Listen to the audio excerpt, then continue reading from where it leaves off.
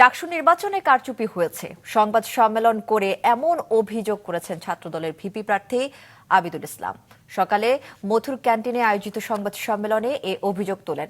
এ সময় ডাকসু নির্বাচনকালীন অনিয়ম ও অসঙ্গতির 11টি অভিযোগ তুলে ধরে ছাত্রদল সমর্থিত প্যানেল নির্বাচনের একদিন আগে একটি মার্কেটের নিচে অরক্ষিত ব্যালট পেপার পড়ে থাকা, ভোটারদের উপস্থিতি ও ভোট সংখ্যার অসামঞ্জস্য সহ পরিকল্পিত অব্যবস্থাপনা করে ডাকসু নির্বাচনকে প্রভাবিত করা হয়েছে বলে অভিযোগ করেন তারা। এ সময় প্রশাসনের অবস্থান নিয়েও প্রশ্ন তোলা হয়।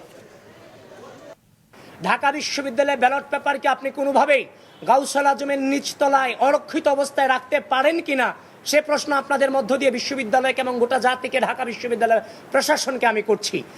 এবং কোনো ক্রমিক নম্বর এই ব্যালট পেপারে ছিল না। অনিয়ম ও অসঙ্গতি সমূহের বিষয়ে বারবার সংশ্লিষ্ট কর্তৃপক্ষকে অবগত করে সমাধানের অনুরোধ করলেও তারা কোনো কার্যকর পদক্ষেপ নেননি, বরং ইচ্ছাকৃতভাবে কালক্ষেপণ করে চলেছেন, যার ফলে ডাকসু হল সংসদ নির্বাচন 2025 ইতিহাসের পাতায় একটি নেতিবাচক প্রশ্নবিদ্ধ নির্বাচন হিসেবে ঠাঁই পাবার দিকে এগিয়ে যাচ্ছে বলে আমরা মনে করি।